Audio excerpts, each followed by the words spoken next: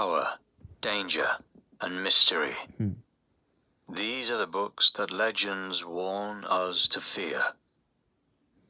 Ladies and gentlemen, this is Pantheon Mythology, where today we're asking, why are these books so dangerous? If you too want to be something that legends warn us about, check out Pantheon Apparel, our clothing brand inspired by legends from around the world. We ship worldwide and are rated excellent on Trustpilot. Link in the description. Shh, we're in a library.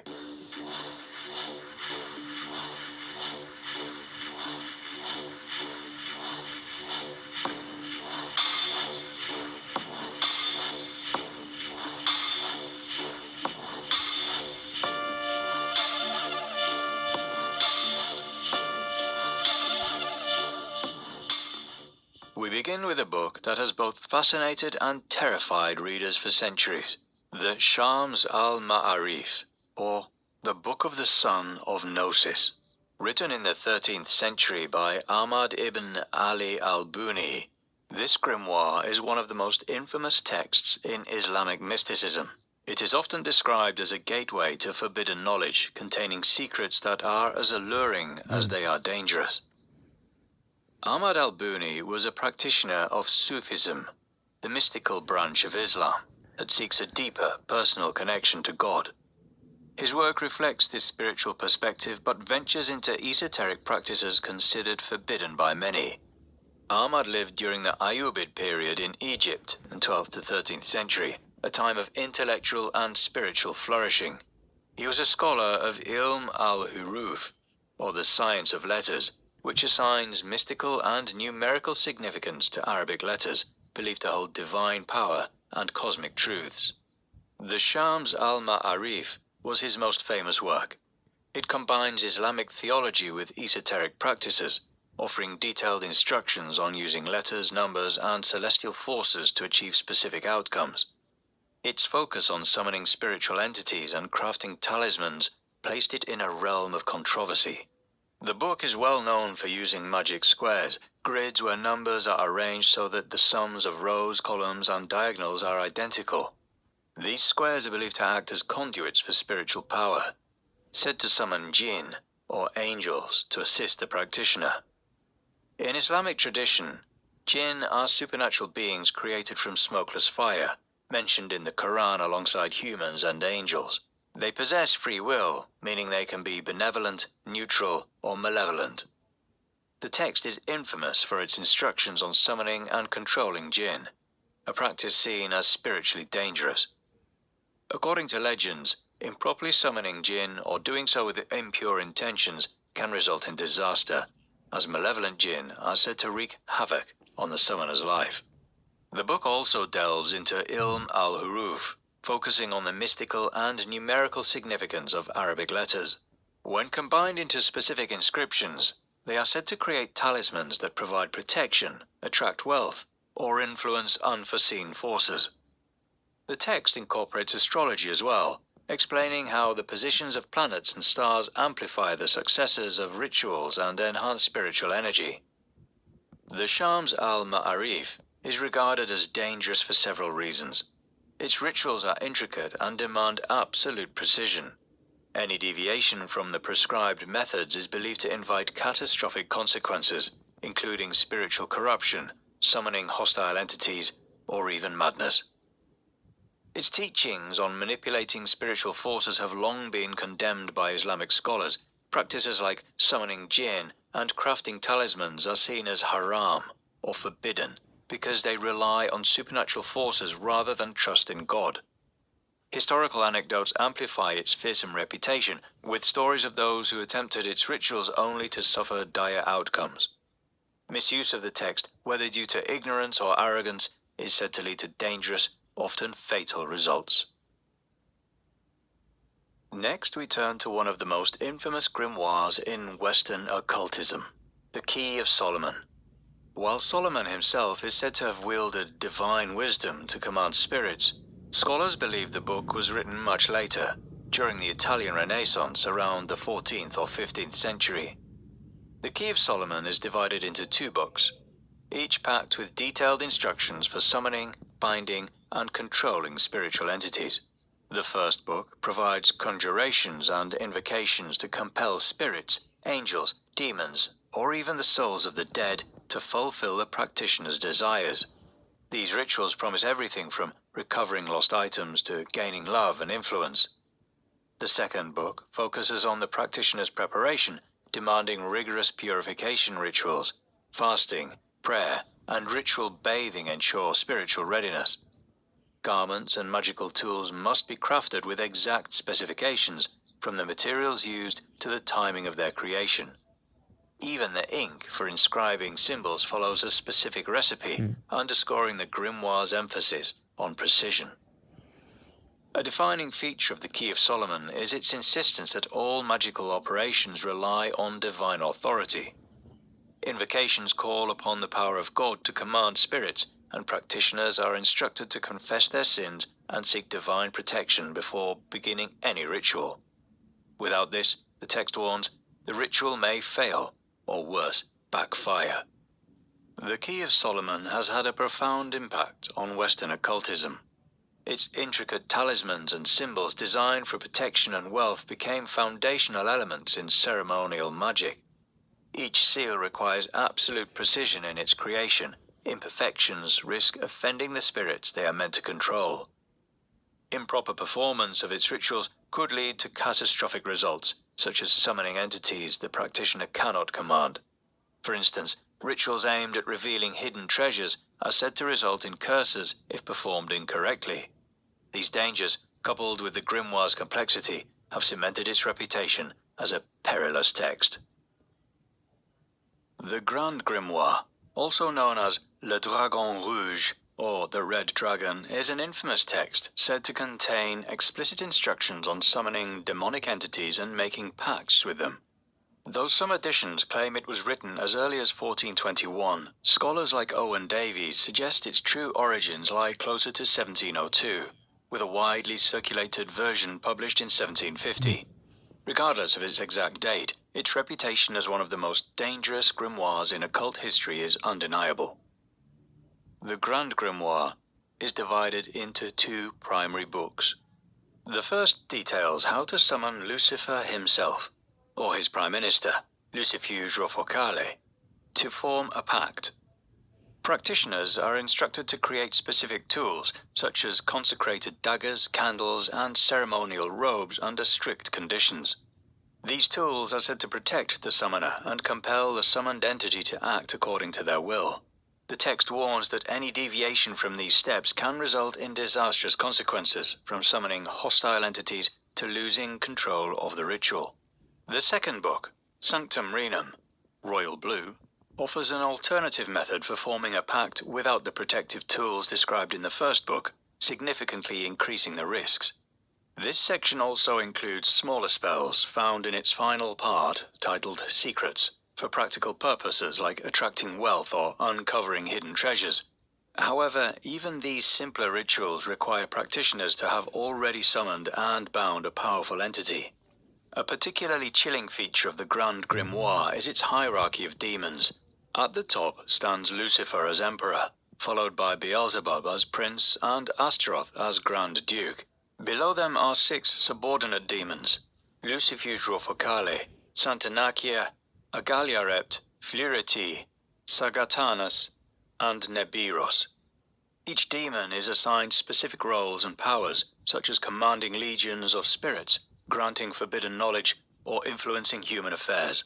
The Grand Grimoire stands apart from other grimoires for its explicit instructions on summoning and binding demonic entities, leaving little to the imagination. However, such power comes with grave risks. Mistakes in the rituals, or arrogance in dealing with these entities, are said to lead to possession, torment, or even death. One modern example of its lingering influence comes from a 2020 incident in London, where a man invoked Lucifuge Rofocale in a ritual, believing this would bring him wealth.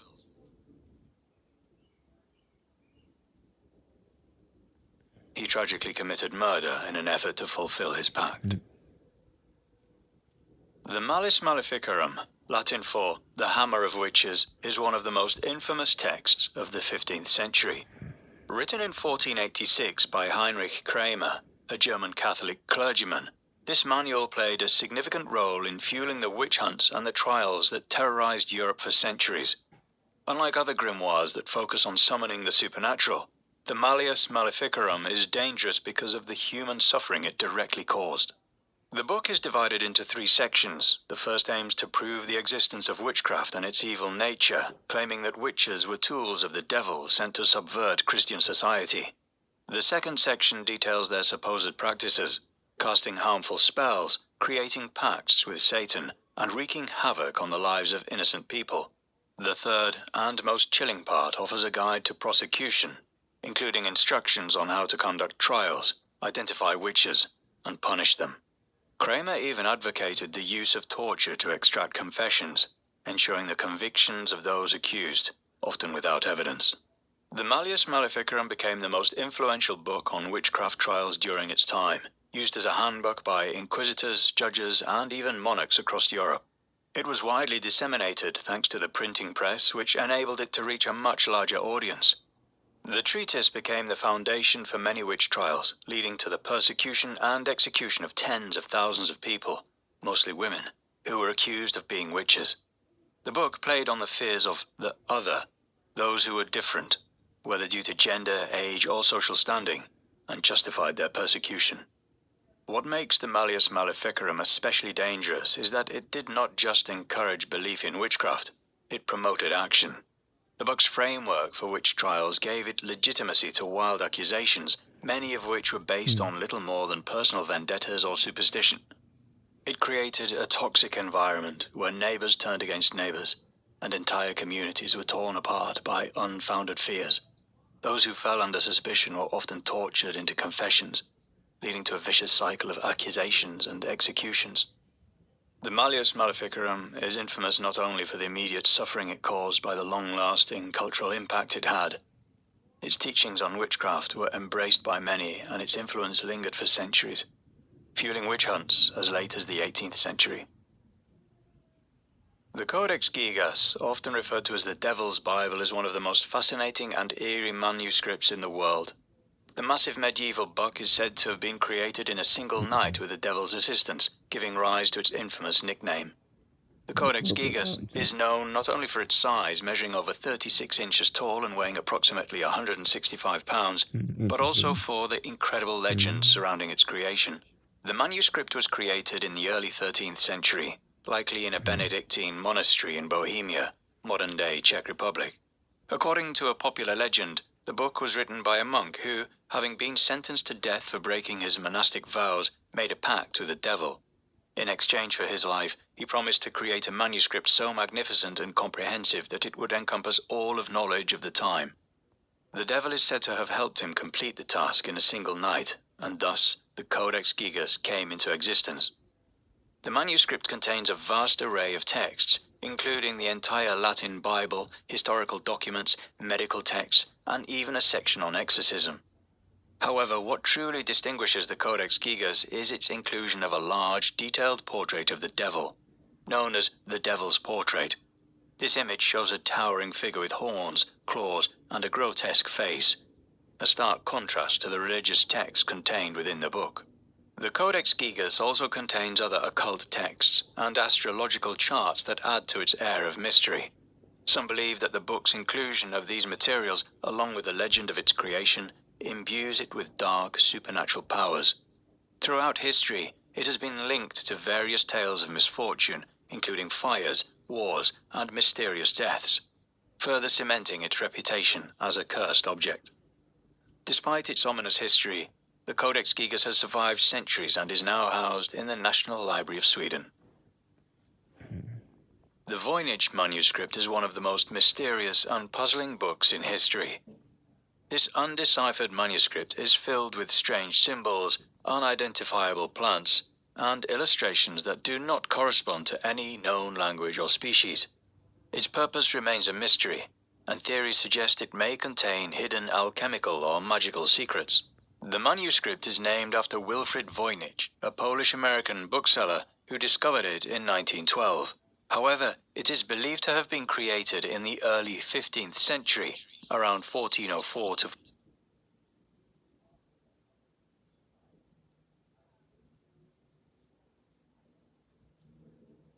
1438. Its origin remains unclear, though it's thought to have been crafted in Europe by an unknown scholar or alchemist. Despite extensive study, no one has been able to decipher its text, which features a unique alphabet that has yet to be identified. The manuscript consists of several sections, each filled with perplexing content. The text, which seems to be written in a completely unknown language, adds to the manuscript's allure and confusion. Some believe it might be an ancient or lost language, while others think it could have been a deliberate hoax. The accompanying illustrations, depicting strange plants that don't match any known species, along with diagrams of celestial bodies, bathing women, and alchemical symbols, add another layer of intrigue. One theory surrounding the manuscript is that it contains instructions for alchemy or magical rituals. Alchemy was often associated with secretive, mystical practices during the medieval period, and some researchers believe the symbols might relate to alchemical formulas or processes. Others suggest it could be a book of spells or magical grimoire. The manuscript's complex symbolism continues to fuel speculation about its true purpose, with many believing it could reveal occult practices or arcane wisdom if decoded. The Voynich manuscript's strange and unyielding nature has led to its reputation as one of the most mysterious and dangerous books in history. It is often associated with the idea of forbidden knowledge, with many believing that its true meaning could hold dangerous or powerful secrets if unlocked.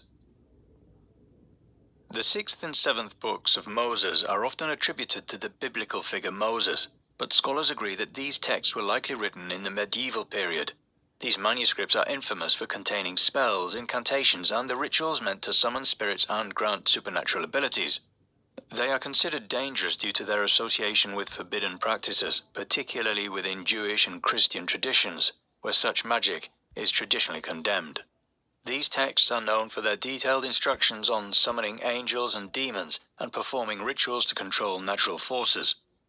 The books are often referred to as magical books because they offer guidance on interacting with the supernatural, granting practitioners powers over spirits, the elements, and even fate itself. The summoning of both angels and demons plays a significant role in the texts, contributing to their dark reputation. Though they claim to be authored by Moses, the manuscripts have no actual connection to the biblical figure. Instead, they reflect medieval interest in esoteric and occult knowledge, drawing on mystical traditions like Kabbalah, Christian mysticism, and alchemy. These texts mix alchemical symbols, divine invocations, and magical practices to provide the practitioner with control over both the physical and spiritual realms. The rituals in these books are said to grant the ability to manipulate nature, communicate with the dead, and even predict the future. One of the most dangerous aspects of these texts is their use of sacred names and symbols, which are believed to summon divine and infernal forces. This blending of divine power with dark magic is what has caused the books to be labeled as black magic and forbidden. Due to their promotion of spirit summoning and manipulation of supernatural forces, these books were long condemned by religious authorities. They were viewed as blasphemous and spiritually corrupting, particularly as they placed the practitioner in direct contact with the powers that were believed to be beyond human control. Over the centuries, the 6th and 7th books of Moses became associated with witchcraft and heresy, and those who sought to use them risked persecution. The Book of Soiga is a cryptic and enigmatic manuscript famously linked to John Dee, the 16th century scholar, mathematician, and occultist who served as an advisor to Queen Elizabeth I. Dee's deep interest in mysticism and the occult made the Book of Soiga one of his most fascinating and unsettling discoveries. The manuscript is shrouded in mystery, with its references to forbidden spiritual knowledge and indecipherable text fueling its dark reputation. The origins of the Book of Soiga remain unknown, though it is believed to date back to the late Middle Ages. Written in Latin, the manuscript includes tables of coded letters, astrological charts, and references to magical practices. Much of the text is incomprehensible even to experts, as it uses complex cipher that has yet to be fully decoded. Dee, convinced that the book contained divine secrets, dedicated years of study to unlocking its meaning. He believed it held instructions for summoning angels, accessing higher planes of existence, and understanding the universe's hidden forces. What sets the Book of Soiga apart is its connection to forbidden spiritual practices. Certain passages, which Dee found particularly troubling, are said to hint at dangerous rituals and esoteric knowledge. Fearing the risks of misinterpreting the book's content, Dee turned to his scryer, Edward Kelly, for help in deciphering its cryptic messages. Kelly claimed to communicate with angelic beings during his seances, and Dee hoped their guidance could reveal the manuscript's secrets. One of the book's most mysterious features is a series of 36 magical tables filled with what appear to be random letters. These tables have confounded cryptographers for centuries, with theories suggesting they represent an angelic language, divine codes, or alchemical formulas. The sheer complexity of the manuscript has led some to label it grimoire, or a book of magical rituals.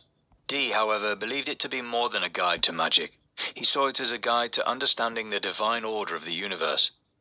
The manuscript's cryptic nature and its ties to John Dee's intense study of the occult have cemented its reputation as a dangerous text. For Dee, the Book of Soiga symbolized both the promise of enlightenment and the peril of delving too deeply into forbidden knowledge.